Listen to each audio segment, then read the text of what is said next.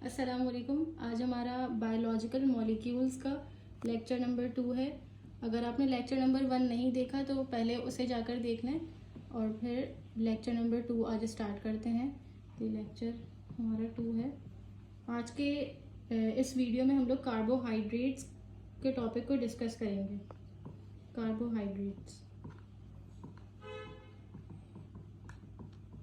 Carbohydrates are basically the compounds having carbon, hydrogen और oxygen.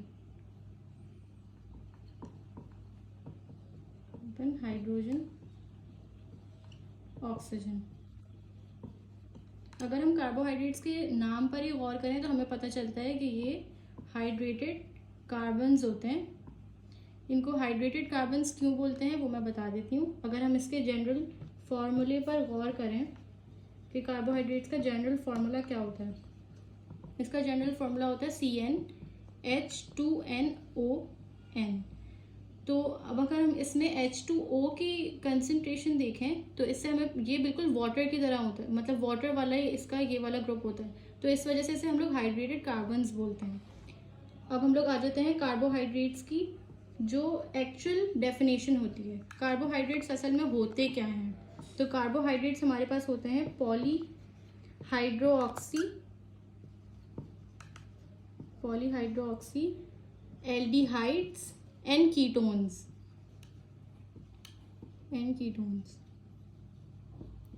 अब सवाल पैदा होता है कि एल्डिहाइड्स और कीटोन्स क्या होते हैं। तो अगर आप लोग एमडी कैट के लिए प्रिपेयर कर रहे हैं और अगर आप लोगों ने सेकेंड ईयर में फंक्शनल ग्रुप वाला चैप्टर अच्छे से नहीं भी पढ़ा, फिर भी बच्चे को ये पता होता है कि एल्डिहाइड्स, कीटोन्स, कार्बोक्सिलिक एसिड्स होते क्या हैं। नहीं पता तो मैं बता देती हूँ। एल्डिहाइड्स जो होता है उसका फंक्शनल ग्रुप CHO होता है। इसको हम लोग इस तरह से भी लिखते हैं C+OH। इसके एक साइड पे फंक्शन एल्काइल ग्रुप अटैच होता है। और कीटोन्स होता है C+O। इसको हम लोग इस तरह से भी लिखते हैं C+O और इसके दोनों तरफ पर अल्काइल ग्रुप्स अटैच होते हैं। तो जो कार्बोहाइड्रेट्स होते हैं वो पॉलीहाइड्रोक्सी एल्डिहाइड्स और कीटोन्स होते हैं। अच्छा, मैं आपको यहाँ पर स्ट्रक्चर दिखा देती हूँ कि ये एल्डिहाइड और कीटोन का बनता किस तरह से स्ट्रक्चर। तो जो है ये जो हमारे पास लेफ़्ट साइड पर है वो एल्डिहाइड का है और जो राइट साइड पे है वो कीटोन का है।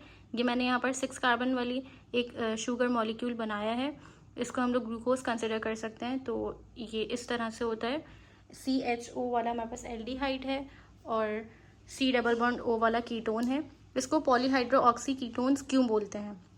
तो इसके जो बाकी कार्बन है ना, जैसे एक तो फंक्शनल ग्रुप वाला कार्बन हो गया, उसके अलावा वाला जो कार्बन है उस पर जो है हमारे पास OH अटैच होता है। मैं आपको दिखा देती हूँ। यहाँ पर जैसे ये OH अटैच होता है, यहाँ पर भी, ये सब पे OH अटैच होता है। इस वजह से हम लोग इसको पॉलीहाइड्रोऑक्सी बोलते हैं। सबके साथ OH अटैच होता है इस वजह से। यहाँ तक आपको कुछ नोट करना है तो नोट कर लें, फिर हम लोग नेक्स्ट टॉपिक पर चलते हैं। अच्छा, तो अब हमारा नेक्स्ट टॉपिक है क्लासिफिकेशन ऑफ कार्बोहाइड्रेट्स। कार्बोहाइड्रेट्स को हम लोग शुगर भी बोलते हैं और सैकराइड्स भी बोलते हैं। तो हम इसको क्लासिफाई 3 तरह से कर सकते हैं। एक मोनोसैकराइड होता है, दूसरा ओलिगोसैकराइड और पॉलीसैकराइड होता है हमारे पास। तो जो मोनोसैकराइड्स होते हैं वो सिंगल शुगर यूनिट होता है, सिंगल शुगर यूनिट या सिंगल शुगर यूनिट। ओलिगोसैकराइड हमारे पास जो है 2 तरह से, मतलब ये जो है ना 2 to 10 शुगर यूनिट्स होते हैं, 10 शुगर यूनिट्स। इसको हम लोग 2 में फर्दर और डिवाइड कर सकते हैं, विच इज़ डाइसैकराइड और डेक्स्ट्रिन। अगर तो हमारे पास 2 मोनोसैकराइड्स मिलते हैं और जो बनेगा वो डाइसैकराइड होगा। जैसे कि एक मोनोसैकराइड ये हो गया और दूसरा मोनोसैकराइड ये हो गया, तो ये जो बना है ना ये डाइसैकराइड बना क्योंकि इसमें 2 शुगर यूनिट्स हैं। तो अगर हमारे पास 2 शुगर यूनिट्स होंगे तो जो है हमारे पास डाइसैकराइड हम बोलेंगे। और अगर हमारे पास 2 से ज़्यादा 2 to 10 अगर होंगे, 3 to 10 अगर हमारे पास शुगर यूनिट्स होंगे तो हम लोग उसे डेक्स्ट्रिन बोलते हैं। बाकी अगर मोर देन 10 हो, 10 शुगर यूनिट्स हो, मोर देन 10, तो फिर वो पॉलीसैकेराइड्स आ जाते हैं। अब मैं अलग अलग आपको सब समझा देती हूँ। पहले हम लोग डिस्कस कर लेते हैं मोनोसैकेराइड। अब मोनोसैकेराइड्स डिस्कस कर लेते हैं। तो मोनोसैकेराइड्स जो है सिंपलेस्ट शुगर होता है, सिंपलेस्ट कार्बोहाइड्रेट होता है। ये जो है सिंगल शुगर यूनिट होता है, जो मैं पहले बता चुकी हूँ, सिंगल शुगर यूनिट होता है। और मोनोसैकेराइड जो है ना वो सॉल्युबल इन वाटर भी होता है। सॉल्युबल इन वाटर मतलब हाईली सॉल्युबल इन वाटर होता है, ये हाईली सॉल्युबल इन वाटर होता है। और इसका जो टेस्ट होता है वो स्वीट टेस्ट होता है। तो स्वीट टेस्ट, ये सारी इसकी करेक्टरिस्टिक्स आ गई। बाकी मोनोसैकेराइड्स जो हैं इनमें जो है ना कार्बन रेंज वेरी करती है। जैसे carbon 3 carbon to 5 number of carbon जो है, ये रेंज होती है इनकी। कार्बन नंबर,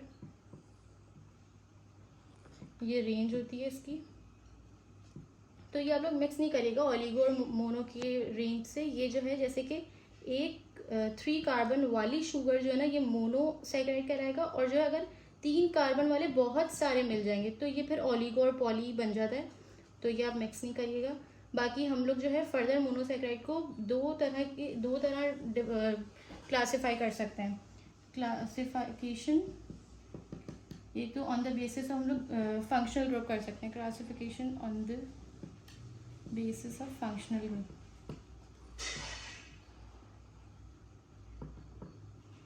फंक्शनल ग्रुप कर सकते हैं। अगर तो हमारे पास मोनोसैकेराइड पॉलीहाइड्रोक्सी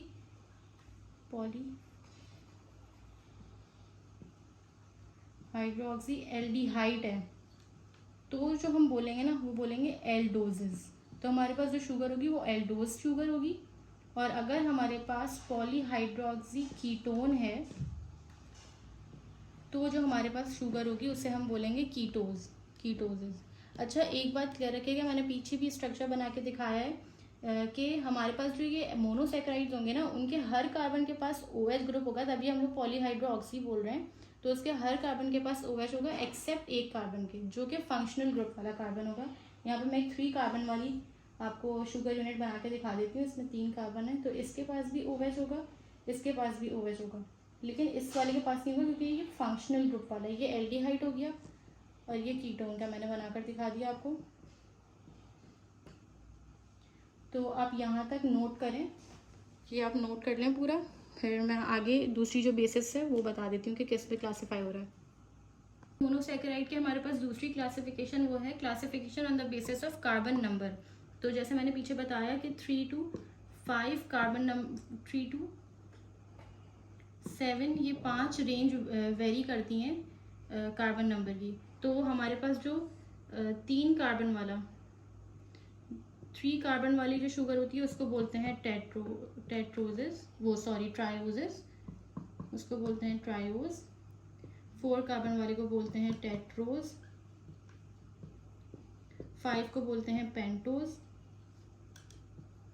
6 को बोलते हैं हेक्सोज और 7 कार्बन वाले शुगर को बोलते हैं हेप्टोज।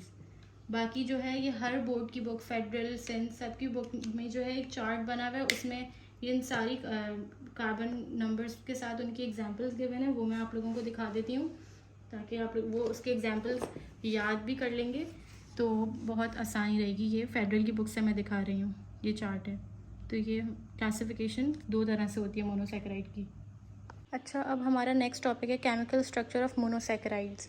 तो मोनोसैकेराइड्स जो है ना वो मोस्टली हमारे पास जो है वो ओपन चेन स्ट्रक्चर में मतलब पाया जाता है, क्रिस्टलाइन फॉर्म में। लेकिन जब हम लोग इसको वाटर में डिज़ोल्व करते हैं तो एक्वस मीडियम में जो है ये रिंग फॉर्म में जो है कन्वर्ट हो जाता है।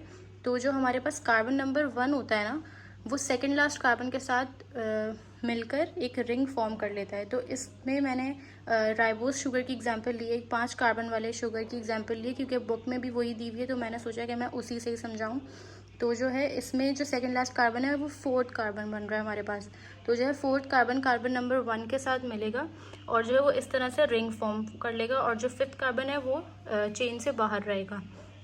अच्छा, अब हमारे पास नेक्स्ट कॉन्सेप्ट आ जाता है अल्फ़ा और बीटा शुगर्स का। तो अगर हमारे पास रिंग में OH ग्रुप नीचे की तरफ हो, डाउनवर्ड अगर OH ग्रुप होगा तो हमारे पास जो है अल्फ़ा ग्लूकोज होगा, और अगर हमारे पास OH ग्रुप जैसे इसमें है OH ग्रुप अगर अपवर्ड होगा तो बीटा शुगर होगा। तो जो है ये कॉन्सेप्ट होता है। उसके बाद हमारा नेक्स्ट टॉपिक आ जाता है स्टीरियो आइसोमेरिज्म इन ग्लूकोज। तो स्टीरियो आइसोमेरिज्म में जो है ना मॉलिक्यूलर फार्मूला सेम होता है लेकिन डिफरेंट अरेंजमेंट होती है। अब एन एंशियोमर जो है एक स्टीरियो आइसोमेरिज्म की टाइप होती है। तो उसमें जो है ना बिल्कुल मिरर इमेज दो स्ट्रक्चर्स होते हैं।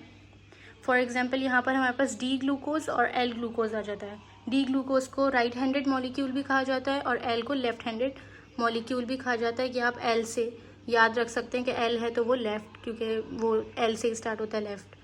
तो इसमें जो है हमारे पास जो डी ग्लूकोज होता है ना वो नेचुरल होता है, जो बॉडी मतलब बॉडी के प्रोटीन्स और जो सेल रिसेप्टर्स होते हैं उसे एक्सेप्ट कर सकते हैं।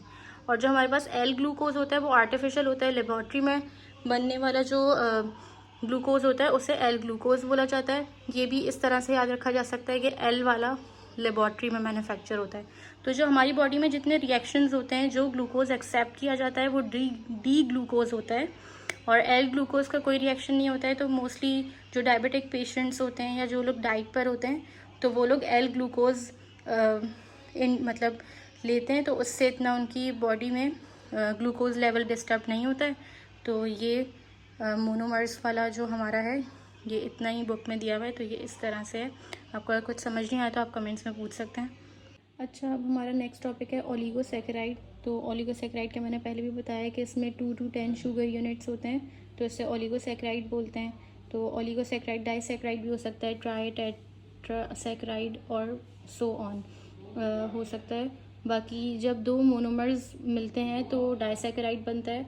ये 3 एग्जांपल्स हैं। जब ग्लूकोज फ्रक्टोज के साथ मिलता है, ग्लूकोज जो है हमारे पास एल्डिहाइड शुगर होता है और जो फ्रक्टोज है वो कीटोज होता है। तो ये जब दोनों मिलते हैं तो सुक्रोज बनता है। Sucrose is a disaccharide. जब ग्लूकोज मिलते हैं तो माल्टोज बनता है और जब ग्लूकोज गैलेक्टोज मिलता है तो फिर लैक्टोज बनता है। ये तीनों जो है हमारे पास डाइसैकेराइड हैं। और जो है डाइसैकेराइड का हमारे पास जनरल फार्मूला होता है C12H22O11। अब हम लोग 1 by 1 इन तीनों को डिस्कस कर लेते हैं। सुक्रोज जो है ना ट्रांसपोर्ट डाइसैकेराइड भी कहते हैं इसको इस वजह से कहते हैं क्योंकि शुगर की जब प्लांट की बॉडी में शुगर ट्रांसपोर्ट हो रहा होता है तो वो सुक्रोज की फॉर्म में हो रहा होता है। अब जो मैंने आप लोगों को पीछे अल्फ़ा और बीटा का कॉन्सेप्ट बताया था तो वो इसमें है कि जब अल्फ़ा ग्लूकोज मतलब जिसका OH ग्रुप डाउनवर्ड होता है वो वाली जब ग्लूकोज बीटा फ्रक्टोज के साथ मतलब OH ग्रुप अपवर्ड वाले के साथ रिएक्ट करता है तो हमारे पास सुक्रोज बनता है। और उनमें जो बीच में बॉन्ड बनता है वो बनता है अल्फ़ा-1,2 ग्लाइकोसिडिक लिंकेज।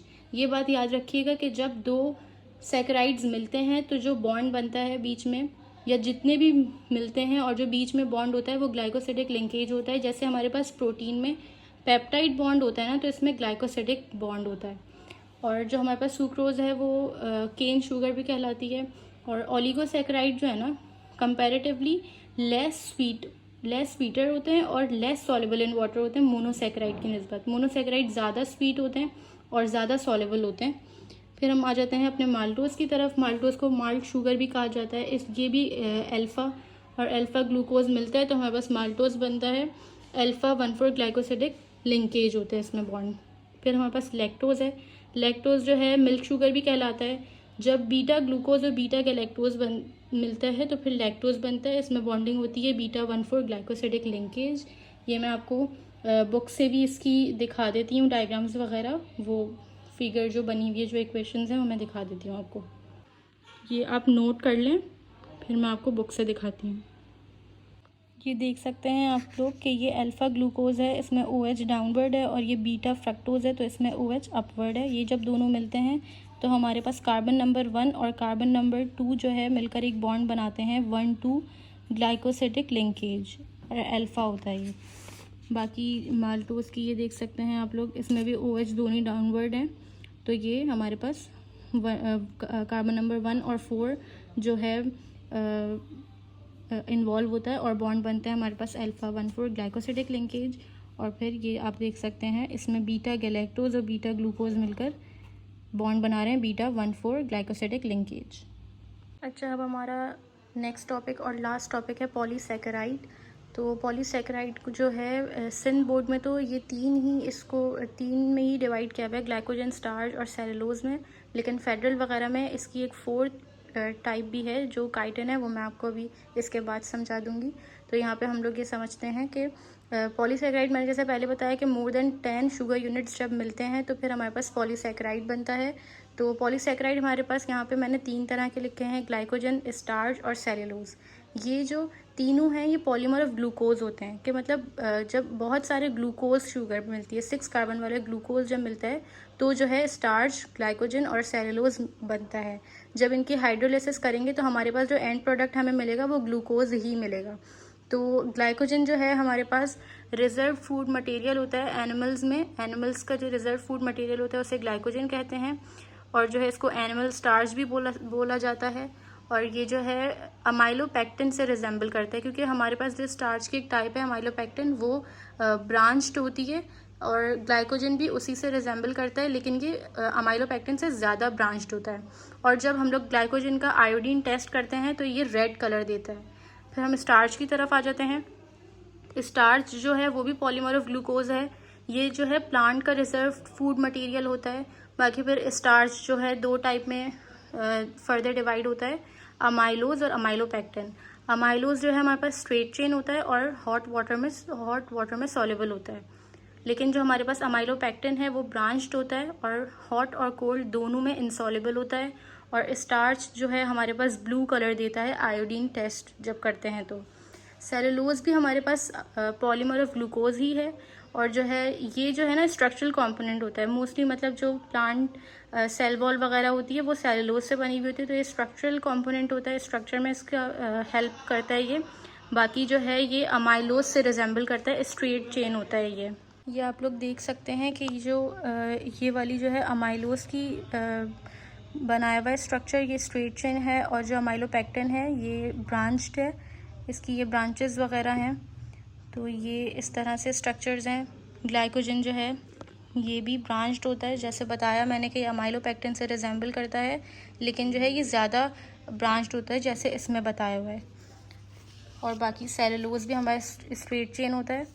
अच्छा, बाकी जो हमारे पास काइटिन है ना वो पॉलीमर ऑफ ग्लूकोज नहीं होता, वो जो है ना एन एसिटाइल ग्लाइकोअमाइन से मिलके बनता है। तो ये याद रखिएगा कि ये एन एसिटाइल ग्लूकोअमाइन से जो मिलके बनता है वो काइटिन होता है, और काइटिन में जो बॉन्डिंग होती है वो बीटा 1,4 ग्लाइकोसिडिक लिंकेज होता है, और ये मोस्टली फंजाई के सेल वॉल में होता है और एक्सोस्केलेटन ऑफ आर्थ्रोपोड्स वगैरह में पाया जाता है। ये इसका स्ट्रक्चर है। तो आज का टॉपिक हम लोग यहीं तक रखते हैं, फिर इंशाल्लाह आपसे नेक्स्ट वीडियो में मुलाकात होगी। इंशाल्लाह मैं प्रोटीन कवर करवाने की कोशिश करूँगी उसमें। अल्लाह हाफ़िज़। अगर वीडियो अच्छी लगी हो तो कमेंट्स करके ज़रूर बताइएगा, और अपने